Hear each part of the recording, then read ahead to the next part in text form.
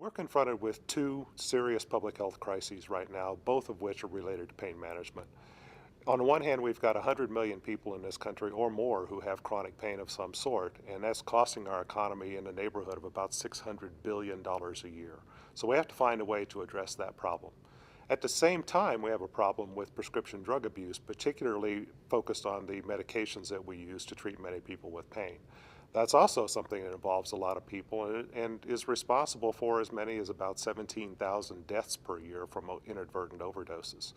So in trying to address both of these problems, we have to find ways to make these medications that cause the problems for us available to people who need medication to treat their pain, and at the same time keep them from people who would only misuse them. Using opioids to treat pain safely and effectively can be a big challenge. It's a complex enterprise, but there are some very simple things that we can do working together that will make it a lot less complex and a lot more effective for the patients that we're working with.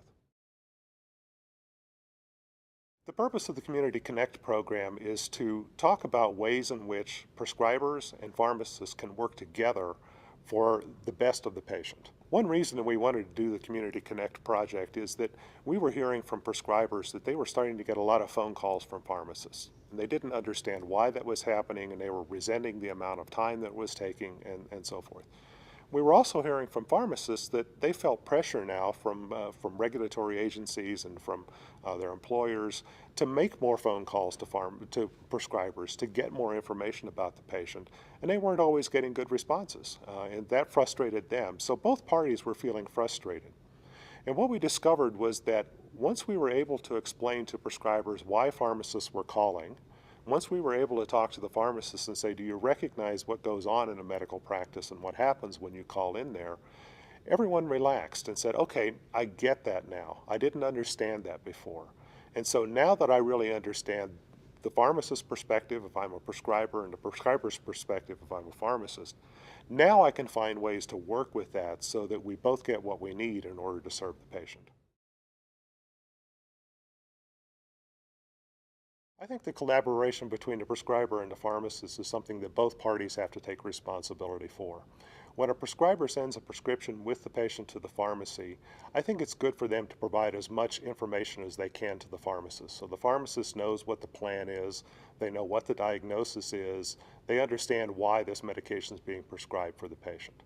The pharmacist, on the other hand, if he's got questions, certainly needs to be able to contact the prescriber, and the prescriber needs to respond appropriately with the information. But the pharmacist may have information that the prescriber doesn't. Under federal law, pharmacists have a corresponding responsibility, which really means that they're charged with ensuring that a prescription for a controlled substance, before they fill it, they have to ensure that that prescription is both legal and appropriate. I think the patient really plays a key role here. They need to understand, coming from the prescriber, what is it that this medication is being used for? What should they expect? How should they be using this medication? How can they use that and monitor their response to it in terms of the goals that's been set out in that interaction with the prescriber?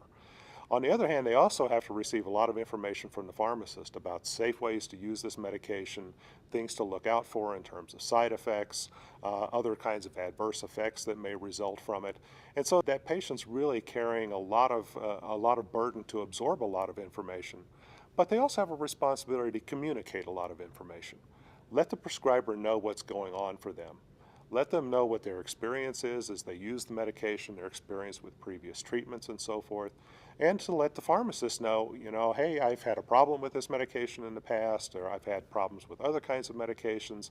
These are the concerns I have. Can you talk to me a little bit about that? So that patient is really in a position of both receiving a lot of information and providing a lot of information. That's key to the communication. I think one of the first and most important best practices is having both the prescriber and the pharmacist check the prescription monitoring program for that patient to see what's going on, what medications has the patient received in the past, and might they still be receiving from someone else. So that's clearly a best practice. Having a system set up so that when a call from a pharmacist comes into a medical practice, there's a way to get that message to the prescriber and to allow that prescriber to respond in a timely manner. because failing to respond in a timely manner really only inconveniences the patient for the most part. Now you've got a patient who's sitting for hours sometimes waiting to get their prescription filled. And that's not really fair to the patient. We've talked about a lot of things that prescribers and pharmacists can do to enhance their communication and their collaboration in working with patients. Now it becomes the task of everyone who's participated in this program to go out and actually do those things that we've talked about. Take a couple of minutes to think through what's the proactive step that you're going to take the next time you, as a prescriber, send a patient to the pharmacy with a prescription. As a pharmacist, think about what's the proactive step that you need to take to help prescribers know what they need to send you. Sometimes it's that one simple first action that kicks off the whole process and gets people moving in the right direction. I think it's important for us to recognize that we all have different perspectives on what we're doing in treating a person who has pain, but we all have the same goal. The same goal is to provide safe and effective treatment for a person who has pain. And what we need to do is to get our different perspectives together so that we're able to provide that kind of care for people with pain.